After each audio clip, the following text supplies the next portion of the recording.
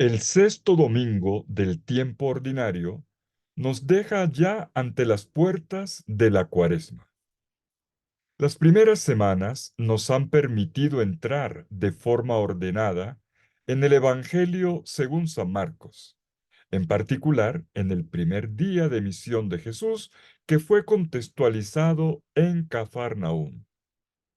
Hemos leído el relato de la vocación de los cuatro pescadores, el exorcismo en la sinagoga de Cafarnaúm, la curación de la suegra de Pedro, las numerosas curaciones y exorcismos de gente de la ciudad en la puerta, la oración de Jesús al amanecer y la continuación de su misión por toda Galilea. Todos estos episodios, que tienen como finalidad ayudar a comprender la novedad del reino de Dios, que Jesús hace presente de manera sorprendente y sin recibir todavía objeción alguna, todos estos episodios tienen su ápice en el relato en el que nos detenemos en esta ocasión, el encuentro de Jesús con un leproso, narrado por Marcos en el capítulo 1, versículos 40 al 45. Recompongamos el escenario. En el contexto cultural y religioso de la Biblia, la lepra era considerada más que una enfermedad. Era la peor de las enfermedades y se la veía como un castigo de Dios.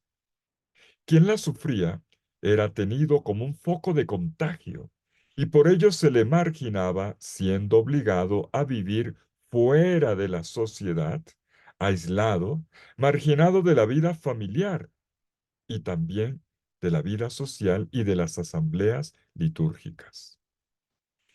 Este contexto nos remite a lo que ya había dicho el libro del Levítico en el Antiguo Testamento, texto que escuchamos en este domingo en la primera lectura. Los invito a hacer un rápido recorrido por las primeras lecturas, el Salmo responsorial incluido, antes de continuar con el Evangelio, donde haremos el descubrimiento de nuevos detalles importantes. La primera lectura está tomada del libro del Levítico en el capítulo 13, versículos 1 al 2 y del 44 al 46.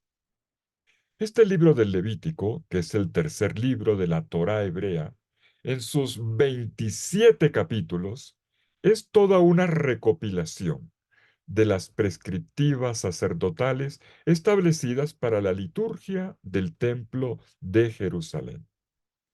Entre los capítulos 11 y 15 se aborda lo referente a la santidad mediante la pureza. Aclaremos. Impureza, en este caso, quiere decir incompatibilidad con el servicio de Dios, que es esencialmente puro, esto es, santo. Dicho de otra manera, según la tradición sacerdotal hebrea, la pureza externa era condición fundamental para entablar la relación con Dios, el santo por excelencia, y para poder participar de la vida de su asamblea, de su comunidad santa. Dentro de esta sección del libro de Levítico, los capítulos 13 y 14 se ocupan de la situación de los leprosos, porque esta enfermedad entraba en el catálogo de las formas de impureza.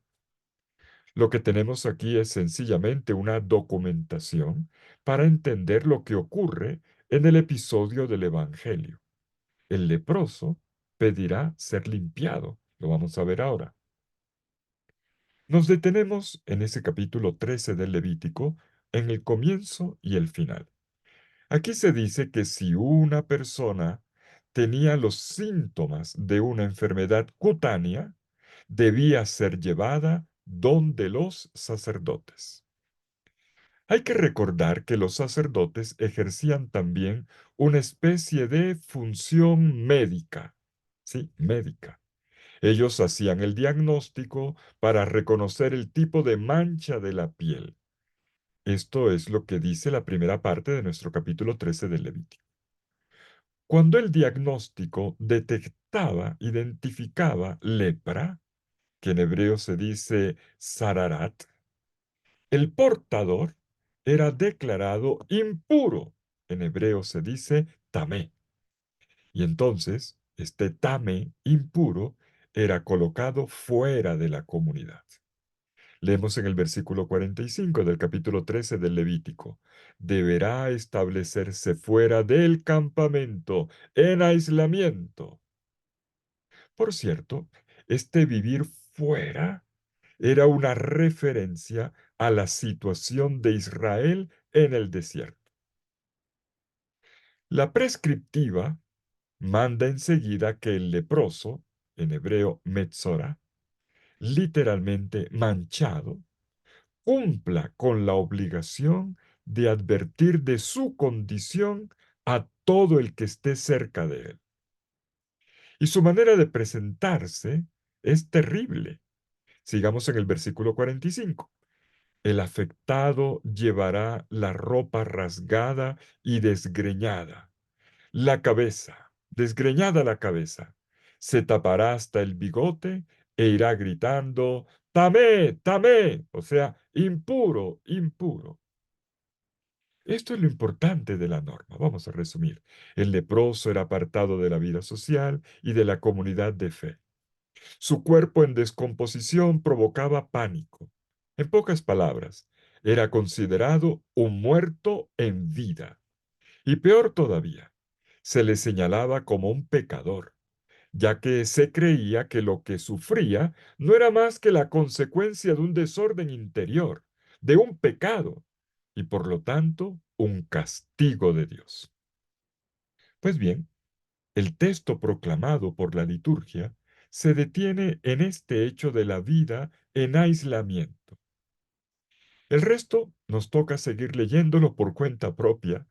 Se dice que si el leproso, este Zararat, se curaba, para poder ser admitido en la comunidad, tenía que presentarse de nuevo ante el sacerdote, el cual, una vez examinada la piel, declaraba la curación y le daba ingreso en la comunidad, mandándole hacer un sacrificio de acción de gracias. Esto ya lo leemos en el capítulo 14 del Levítico y que no está en lo que se proclama en la liturgia de hoy. Leámoslo por cuenta propia. Pues este era el procedimiento. En el Evangelio vemos cómo Jesús se atiene a esta regla. Por eso manda al leproso curado al templo de Jerusalén, donde los sacerdotes. Pero en breve vamos a ver cómo este trasfondo nos permite percibir la novedad de Jesús, cómo va más allá de dicha norma en su proclamación del reino de Dios. Pasemos ahora al Salmo responsorial. En el Salmo responsorial, que está tomado del Salmo 32, se hace oír el canto de acción de gracias de una persona, de un enfermo sanado, como repetimos en la oración de este domingo, en el estribillo. Tú eres mi refugio, me rodeas de cantos de liberación. Versículo 7 del Salmo 32.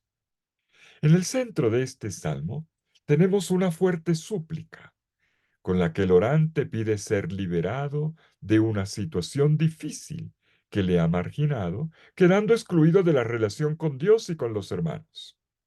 La convicción de este enfermo es que solo el Señor puede desatar de esa condición en la que uno puede llegar a encontrarse en la vida. Recordemos, aquí está la relación entre enfermedad y pecado.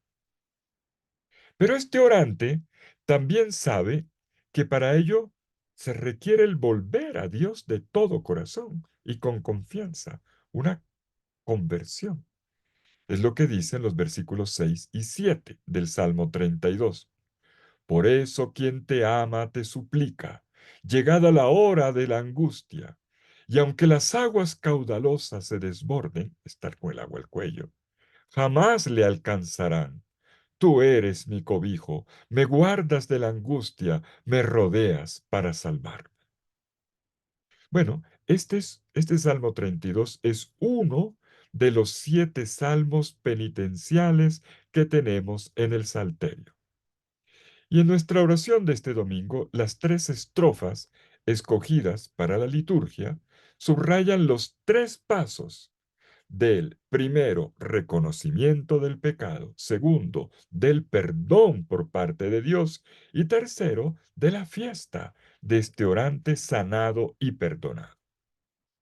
La segunda estrofa hace la síntesis, está en el versículo 5, cuando el orante dice: me propuse, confesaré al Señor mi culpa, y tú perdonaste mi culpa y mi pecado.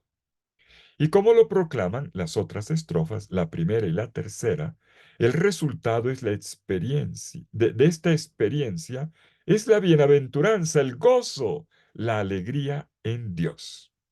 Y podemos notar en el texto del Salmo cómo la exultación entonces enmarca el Salmo al inicio y al final. Al inicio dice Ashrei en hebreo, dichoso, dichoso el que está absuelto de su culpa. Y al final, versículo 11, Shimhu, Shimhu, alégrense, alégrense justos y gocen con el Señor, aclámenlo los de corazón sincero. Segunda lectura. La segunda lectura está tomada de la primera carta del apóstol San Pablo a los Corintios. Está en el capítulo 10, versículos 31 al capítulo 11, versículo 1. Estamos en la conclusión de una sección de la primera carta a los Corintios que trata de cuestiones de conciencia, en particular del qué hacer ante la carne sacrificada a los ídolos. Para comprender esta enseñanza de Pablo, tenemos que encuadrarla en su contexto literario próximo. Por eso en la lectura personal, permítame sugerirlo, podríamos leer a partir del versículo 14 de este capítulo 10 de la primera carta a los Corintios. Veamos. El dilema ante el que se veían los cristianos de la comunidad de Corinto y seguramente los de muchas otras comunidades del entorno de este mundo greco-romano, era si ellos podían o no comer las carnes que habían sido sacrificadas a los ídolos en las comidas paganas en las que inevitablemente tenían que participar, fuese por razones sociales o también por ser miembros de la ciudad. También estaban las carnes que eran vendidas en el mercado y que tenían esta misma procedencia. Eran carnes de animales que habían sido sacrificados en un altar pagano. La comunidad estaba en el dilema. ¿Podemos comer esta carne o no? Porque si la comemos es una forma de participar en un culto idolátrico. Y Pablo de Tarso responde a la inquietud de la comunidad de una manera genial. Pablo hace algo genial. No se dedica a dar normas, a decirles de manera expresa hagan esto, lo otro. No. Pablo educa la conciencia. Pablo educa la conciencia. Como quien dice, no me pregunten todos los detalles, señores. Ustedes tienen que discernir por ustedes mismos lo que conviene y lo que no. Claro, yo les doy el criterio desde la vida en Cristo. Y para esto, Pablo mismo se presenta como modelo para la comunidad. Por una parte, él reconoce que todo le pertenece al Señor, que las divinidades paganas son falsas y que por lo tanto, si comiese de esas carnes, no estaría participando en un acto idolátrico, sencillamente porque él no lo cree. Pero, con todo y esto, Pablo piensa también en los hermanos más débiles de la comunidad, los que no tienen la misma formación que él o su misma evolución espiritual. Hay hermanos que no entienden y que pueden caer en la idolatría, arrastrados por la libertad de Pablo, que lo comería sin problema, lo cual a la postre podría resultar en un mal ejemplo. Por ellos, por estas personas, aunque su conciencia esté limpia, Pablo prefiere abstenerse, siempre por el bien de los hermanos. Y de aquí Pablo, este es el texto ahora, el texto que leemos en la liturgia, Pablo saca tres enseñanzas universales que permanecen memorables. Primero, dice Pablo en el versículo 31 del capítulo 10 de Corintios, de la primera Corintios, ya coman, ya beban o hagan lo que hagan, háganlo todo para gloria de Dios. Segundo, no den escándalo. Versículo 32.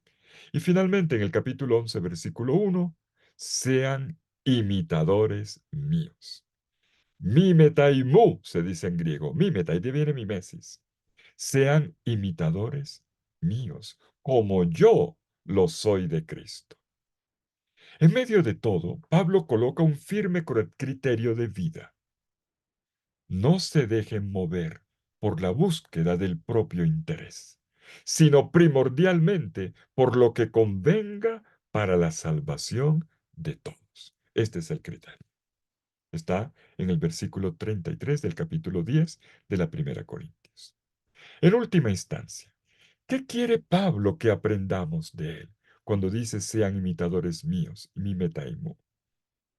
Pues el acoger a todos, el integrarlos, el no marginarlos, para que no haya muros ni bloqueos, para que todos se salven, para que se constituya verdaderamente la comunidad que imita a Jesucristo, o sea, que lo refleja en la vida cotidiana. Y llegamos al Evangelio. Marcos capítulo 1, versículos 40 al 45. Habiendo visto ya el trasfondo hebreo en la primera lectura, podemos notar cómo desde el comienzo del episodio de la curación del leproso ocurren dos transgresiones de la norma. Un leproso que se acerca sin avisar, que se salta la barrera interpuesta por la ley, y por otro lado, un Jesús que toca al impuro sin que todavía haya sido purificado.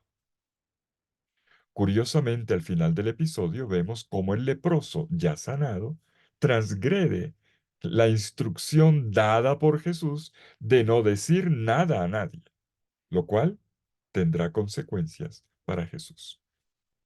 Podemos distinguir en el Evangelio de hoy tres partes. Primero, la curación del leproso, versículos 40 y 42. Luego, el envío del leproso sanado para ir donde los sacerdotes y hacer la ofrenda que corresponde, versículos 43 y 44. Y finalmente, en el versículo 45, la tercera parte, la divulgación de la noticia y la consecuencia que esto tiene para Jesús. La primera parte sigue el esquema de súplica y respuesta. Estamos en los versículos 40 y 42 del capítulo 1 de Marcos. Importa observar los movimientos. Son tres y tres, según los dos sujetos, el leproso y Jesús. Por una parte, el leproso, uno, se acerca, dos, se arrodilla y tres, suplica. Y como respuesta, Jesús, uno, se compadece o encoleriza, dos, extiende su mano y tres, pronuncia una palabra de sanación. En el centro, en el centro mismo, tenemos el cruce de palabras. Las palabras orantes de súplica del leproso y las palabras de respuesta de Jesús, que son palabras de sanación. El leproso pide de forma educada, sin imponer, abierto a lo que pueda suceder, con un condicional. Él pide, él interpela el querer de Jesús. Si quieres, puedes limpiarme.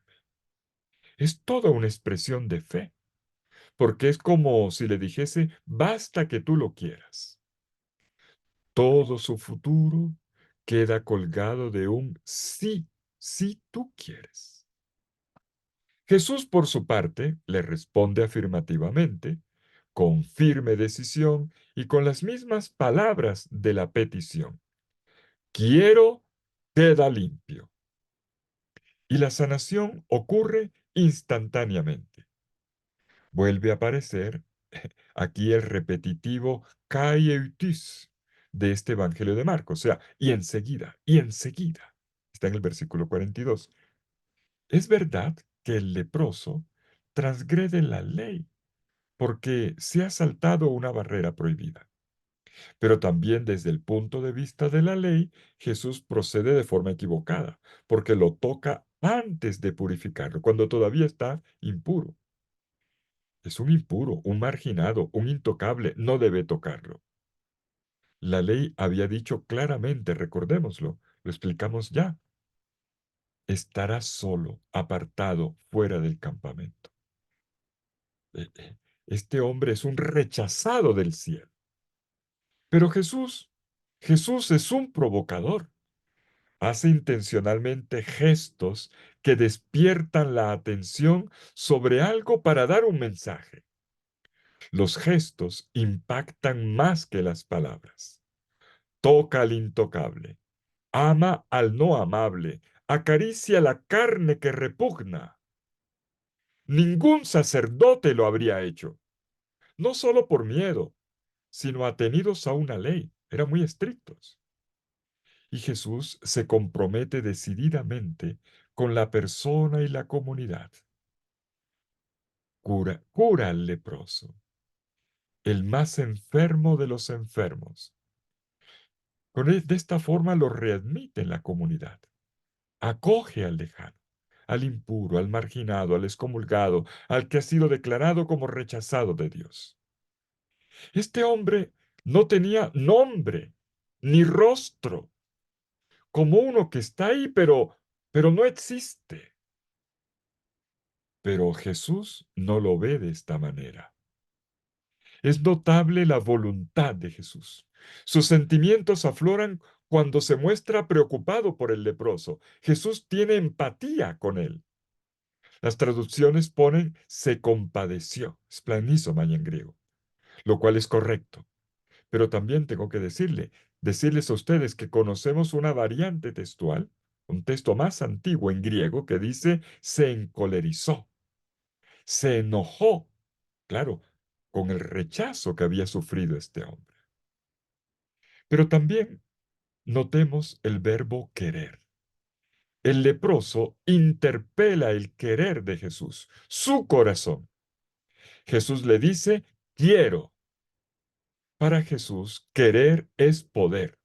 Lo quiere y lo puede. Lo realiza. En la segunda parte, una vez que le ha curado, Jesús da tres órdenes a esta persona. Uno, mira, no lo digas a nadie. Nada a nadie. Dos, vete, muéstrate al sacerdote. Y tres, haz la ofrenda que prescribió Moisés. Versículos 43 y 44. Miren, Jesús lo manda a seguir lo que prescribe la ley. Esta ofrenda es un reconocimiento y una acción de gracias a Dios por la obra de salvación realizada en su cuerpo, en su ser entero, en su tejido relacional. Pero de repente notamos un detalle. Jesús agrega y presenta la ofrenda para que les sirva de testimonio. ¿De testimonio a quién? Pues a los sacerdotes del templo de Jerusalén. Ellos no solo, siguiendo la prescriptiva, revisarán un cuerpo y diagnosticarán una curación, sino también tendrán que detectar quién es el sanador. Este testimonio es un guiño para un reconocimiento de Jesús por parte de quienes tienen la función de dar acreditación en lo referente a Dios. Implícitamente está el anuncio. Ve para que se den cuenta de que yo reintegro a las personas. Mientras el sacerdocio del Antiguo Testamento solo podía constatar la enfermedad, y hasta ahí llegaba, yo tengo el poder de curar en profundidad. Esto es lo que está queriendo decir Jesús. Estamos aquí, pues, no solamente delante de la recuperación de una persona y de su correspondiente acogida en la comunidad de santidad, sino también ante la auténtica purificación que introduce en la comunión con Dios por medio de Cristo Jesús. Ve a mostrarte ante el sacerdote en testimonio para ellos de lo que yo estoy en capacidad de hacer, está diciendo Jesús. Como quien dice, es a Jesús, su identidad, lo que también hay que diagnosticar. Y llegamos a la conclusión que está en el versículo 45. El narrador nos informa que este hombre entusiasmado no fue capaz de quedarse callado. Le cuenta, desobedeciendo a Jesús, le cuenta a todos la noticia. Atención con el texto griego, literalmente ton logon, la palabra. Es otra manera de decir la buena noticia. El acontecimiento se convierte en palabra anunciada, en evangelio. El evangelio no se puede contener, es imposible de esconder, no se puede callar, no se puede no contar. El leproso ha recibido un don y ahora se convierte en donante. Da a través de gestos y palabras su feliz experiencia de Dios en Jesucristo. El inmundo, el castigado, se vuelve fuente de estupor y de evangelio. Pues sí, el leproso se convierte así en el tercer mensajero, otra vez tres, en el tercer mensajero del Evangelio de Marcos. El primero fue Juan Bautista, en 1:4, en 1:7, cuando presentó a Cristo. Luego fue el mismo Jesús, 1:14, 30, 39. Y en tercer lugar es el leproso curado.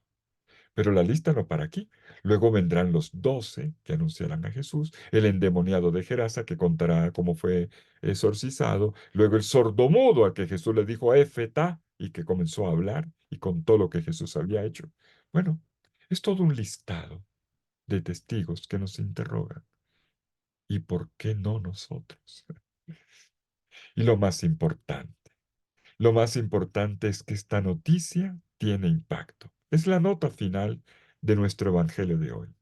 Un impacto que Marcos nos ha hecho notar de manera recurrente en este primer capítulo del Evangelio. Y de tal manera que se le crea una fama enorme a Jesús. Notemos ahora el cierre de nuestro relato. En esta gran atracción hacia Jesús ocurren dos cosas, una negativa y otra positiva. La negativa, Jesús ya no puede presentarse en público, se queda fuera de los pueblos, afuera, como si hubiese intercambiado su situación con la del leproso. Y aquí tenemos un campanazo de lo que será el progresivo rechazo de la persona de Jesús. Y la positiva, dice Marcos, y de todas partes venían a buscarlo. Y esto gracias a la evangelización del leproso. Ríos de gente que vienen en búsqueda de Jesús. Y esta búsqueda es mayor que el rechazo. Bueno, terminemos ya. ¿Qué lección nos queda? El leproso sigue siendo un referente. Toda su oración se resumió en pocas palabras. Si quieres, puedes limpiarme. Y Jesús lo quiso. ¿Qué es la voluntad de Dios? ¿Sacrificios, sufrimientos y paciencias como a veces se promueve? ¿O no será más bien un un hijo sanado, restaurado? Jesús está ahí para decir cuál es el querer de Dios, cuál es la palabra última e inmensa del corazón de Dios. Quiero, queda limpio. Repitámoslo con emoción, con paz, con fuerza. Lo quiero, lo quiero. Eternamente Dios quiere hijos curados. A mí me lo dice, quiero ser sanado, ser purificado. Y dejemos que nos lo diga a cada uno de nosotros.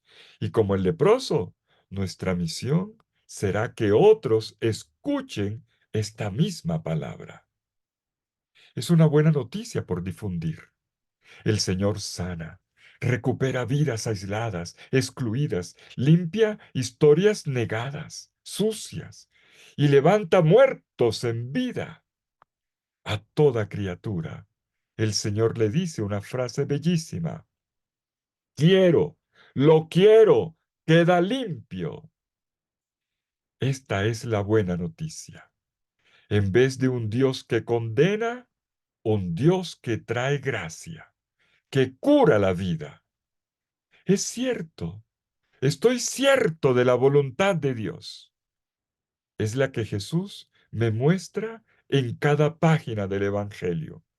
Dios es sanación. No conozco las maneras, pero sé que seguirá multiplicando su obra. No conozco los tiempos, pero sé que lucha conmigo contra todo mal, renovando gota a gota la vida, estrella por estrella en cada noche. ¿Habrá algo más bello? ¿Algo más bonito que esto? Todo lo que el leproso dice difunde alegría, conmueve y lleva a mucha gente al encuentro con Jesús para que todos hagan la misma experiencia del quiero queda limpio. En fin, terminamos esta primera parte del tiempo ordinario con este Evangelio espléndido y nos preparamos para entrar en la Cuaresma con esta idea. Somos leprosos curados. Estábamos fuera, pero gracias a Jesús estamos dentro, insertados en la comunión con Dios y con los hermanos, de manera que muchos podrán leer en nuestro cuerpo su obra y quién es Él. Démosle gracias por la firme y expresa voluntad de extendernos sus brazos de acogida, su corazón y de limpiarnos, por habernos librado de nuestra angustia, de una vida triste y en dirección del abismo, de nuestro distanciamiento de Él, de la cerrazón de nuestro corazón. Y digámosle, como Pablo, que queremos ser como Él. ¡Feliz domingo!